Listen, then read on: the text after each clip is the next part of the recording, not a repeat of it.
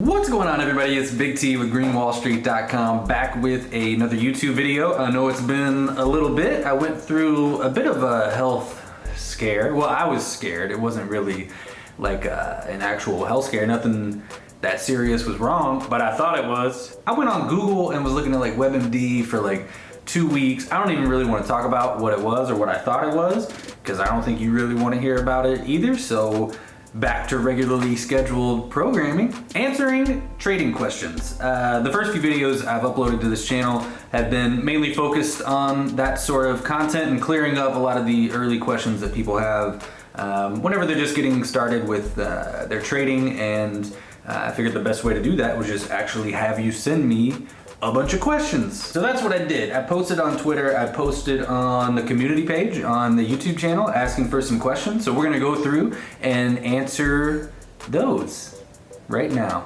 All right, first question is from Bad Ting, me Haley B on Twitter. It says, tips if you don't have a lot of time to trade. I think a lot of people run into that. They want to trade, but they may have to go to school during the day, or they may have a day job, like most people. And you know, they can't sit there and watch the screens all day. So I actually found myself in that same situation when I first got started.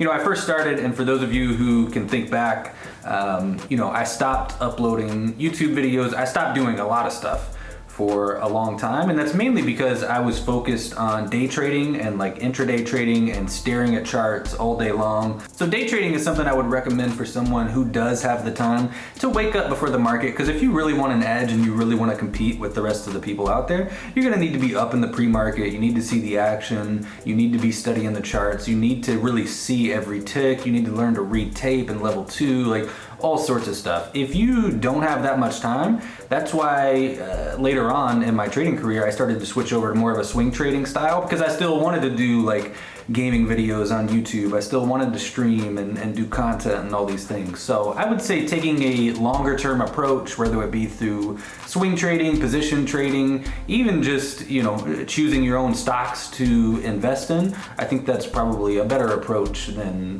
day trading. So I would say try to find a strategy that's based on holding stocks for longer periods of time. That way you can put a trade on and you don't have to check it for, you know, the next week. I mean, you'll have to check in, you know, maybe once a day to make sure it's not crashing through the floorboards, but other than that, you won't have to be watching tick by tick every move that the market makes. So I'd say take up swing trading. Mr. Mayday, who is in the Green Wall Street chat room. What's going on, Mr. Mayday? Says, do you recommend trading with real money instead of paper trading to learn? Why? I think you should always start with paper trading, and I made a video on the channel early on talking about the benefits of paper trading, but you need to prove that you have some sort of edge and consistency in the market, because if you do, then first of all, the market's never going away. Like, you're not going to miss anything. If you truly have an edge in the market, you'll be able to exploit it over time, but if you don't, then why would you want to put real money on the line? So I'd say you need to prove out some consistency, paper trading first, and try some different strategies. But with that being said, you're still not getting the same feel, because a lot of trading is emotional and being able to manage emotions around money, whether it be fear or greed or the fear of missing out and lack of patience and revenge trading. That's all emotional. So you're not going to get, you know, the full experience by paper trading, but I still say start with paper trading, find a strategy that you can repeat every day or every week, depending on, you know, what the strategy is.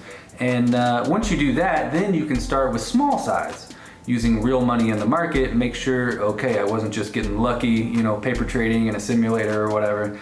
And then you can slowly start to size up and scale up your positions. And I think that's the best way to go about it. Operate Respawn says, what is the reason that you trade? Do you have any goals set for the future? Honestly, I think trading, I mean, y'all know me, I'm a gamer, dude.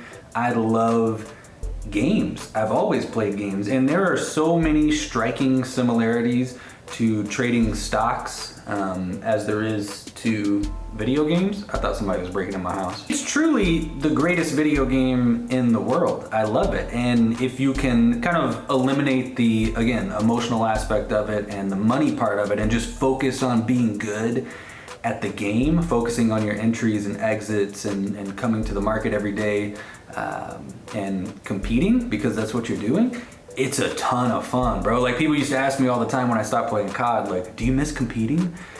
It's like, no, I never stopped. I never stopped competing. I just started competing in a different game. And in my opinion, trading is the greatest competition that you could possibly partake in, because it's played for keeps and it's played for real money, and it can be life-changing.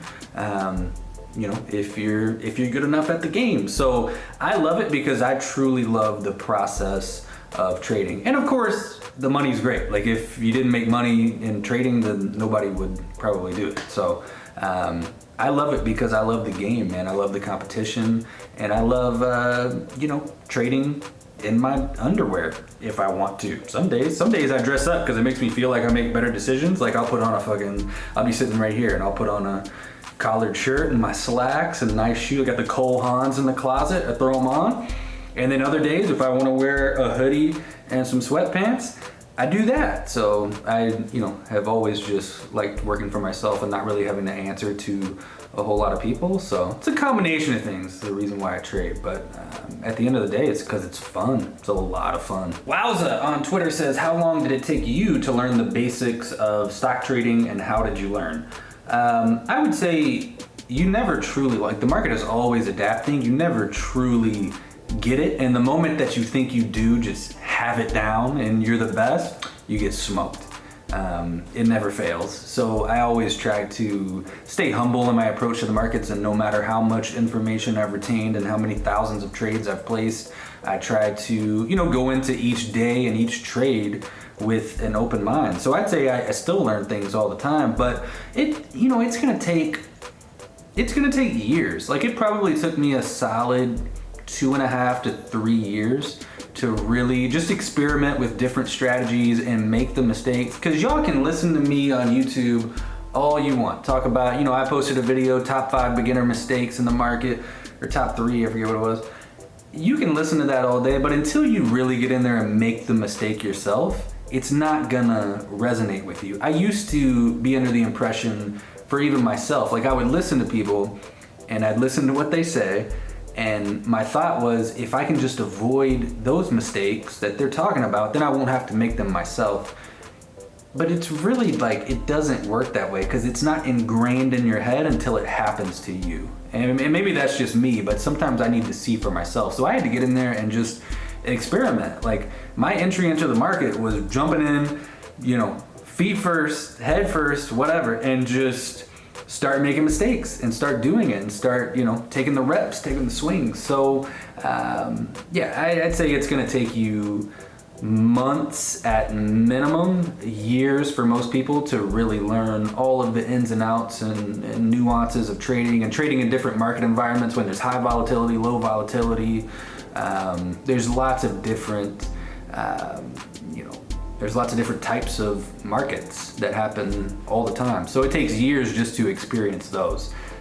So it's gonna take a little bit. You know, you can't expect, with the amount of money that you can make trading, you can't expect to just come in and, you know, have it figured out in a couple of weeks. People go to medical school and, you know, train to be a doctor or a surgeon for like a damn decade, or a lawyer or something. You can make that type of money trading stocks, but people expect to just go in, like, Google some stuff, watch my YouTube video, and boom, they'll be good. It's like, no, it doesn't work that way. You're gonna need years and years of experience and reps and practice in order to really take it to the level that you wanna be. So it's gonna take a while. Okay, I'm checking on YouTube right now, because YouTube Studio, I can't look at my community tab for whatever reason. So Brandon Rogers asked, are there any particular set groups of stocks that you continuously monitor and trade frequently, or does what you decide to trade or invest in vary on any given day basis? So it really depends on the type of strategy you're trading. Like I was talking about earlier, I,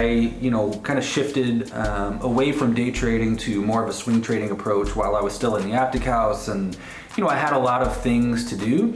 So this year, because the market's been so volatile, the VIX is, you know, up in the 30s, 40s, 50s all the time, the intraday ranges on stocks is very large, so I've shifted back to more of a day trading approach. And the types of stocks that I trade are the ones with the biggest range each day, because that's the ones that are going to move the most and have the most potential to give me a profit. So every day I'm waking up in the morning and I'm finding out what stocks are moving the most. So whether that's through reading blogs or Twitter or looking at a scanner on your platform, I'm trading stocks with the highest relative volume for the day that are moving the most for the day. Again, because as a day trader, that's your friend. Volatility is your friend. So that's kind of how I choose the stocks that I'm going to trade each day. And it changes all the time. Tomorrow it'll be some random 4-letter ticker and everybody will be chasing it up thinking it's the next best thing, and I'll look on Twitter and they'll be connecting the dots how the CEO was at this conference and it's in Las Vegas, and it's all bullshit. So you know what? Whatever it is, I'm gonna short it. Goddamn pump and dumps. Albo2K says, are paid stock trading courses really worth it? I'd say Green Wall Street's worth it. No, but honestly, it depends. It depends on who's running the course. Like, is it some random avatar on Twitter, like posting Forex signals or like a day trading bot? Is that gonna be worth it? Probably not. Is it from someone who is reputable, who's actually made and lost a lot of money in the stock market before? Yes, it could be. It could help accelerate your learning curve. But at the end of the day, you're gonna have to learn how to trade. You can take, strategies from different people, and I've done that myself. I've subscribed to a number of stock trading courses over the years, and I've taken parts of different people's strategies and kind of molded it into my own. I think if you're using it for that, then yes, it can be very beneficial. Also, it's like with Green Wall Street, it's essentially, groups of hundreds of traders who are all looking at the market and looking for the same types of things. So you have 100, 200, 500 sets of eyeballs out there for you, and there's people constantly posting alerts like, boom, hey, here's the setup that we like, and you may not have even been looking at that stock, and all of a sudden, bam, you got a trade idea that you wouldn't have otherwise had. So in that sense, yes, I think they're worth it. But again, you just gotta be careful who you listen to and who you're taking advice from. A lot of people out there on Twitter right now, maybe not necessarily that, are posting courses or whatever, but you'll ask them like how long they've been trading, and it's like less than a year. If you ain't been trading at least 5 years, probably 10, I'm not listening to you, bro. Austin Bentley says, what's the best way to make money quickly? Deal drugs. Probably. I don't know, I've never done it. Louise says, why is Timothy Sykes the worst? My opinions have changed over the years as I've gained more experience and I've just seen more things in the market. Like when I first got started, I've talked about it before, but like my trading career was born in one of these like small cap momentum bubbles that we're seeing right now. A lot of you maybe have been trading and you've heard the tickers, MARK and GNUS, IZEA, IDEX, UONE, all these different, COHN, right? They starting to ring a bell. If not, you don't know what the fuck I'm talking about, but if you've been trading a little bit this year, you definitely know. My career was born in one of those, and I used to be one of those people who was like on Investors Hub, like fucking piecing together, clues from the CEO and really believing that these companies were going to go out and make a change. Because that's just like when you get started in the market, that's just where your mind gravitates to. So I get it. When I see people that are like that, I don't fault them because I remember I was the same way. So how could I? But when you're like that, you look at somebody like Timothy Sykes who has seen those sorts of things. He's honestly trying to look out for people. And it's hard to see that at the time.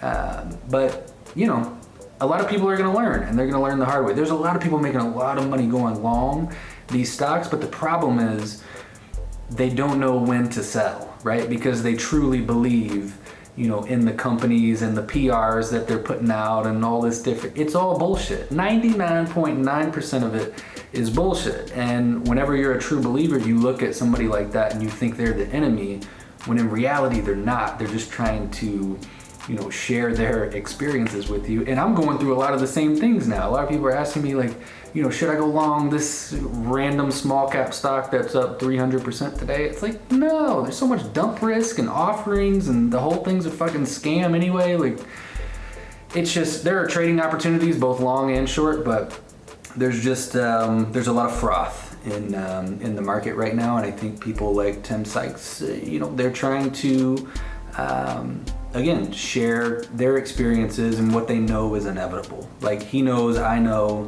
anybody who's seen this before knows what is inevitable, and it's that a lot of people are going to lose a lot of money holding on and hoping for these stocks. Like, you could go on and, you know, go on Twitter and type in any of those hashtags, and it's like, you know, man, I bought this and it's down 50%, but I'm holding strong, adding more on the dips. It's like, okay, one of these days the lights are gonna go out and the dip won't come. There will be no dip.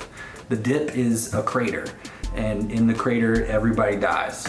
It's pretty much how that story ends. So, yeah, I think the one thing, you know, depending on how you promote your services or whatever, you know, I don't necessarily agree with showing like flashy cars and Lambos. You know, I'm not making these videos in my fucking Tesla P90D downstairs.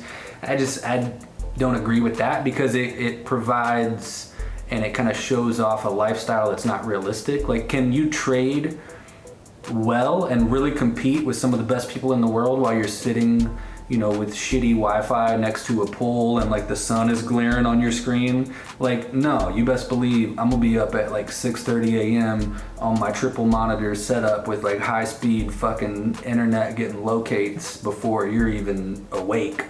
So yeah, I think it can provide an unrealistic expectation of what trading is. It's hard.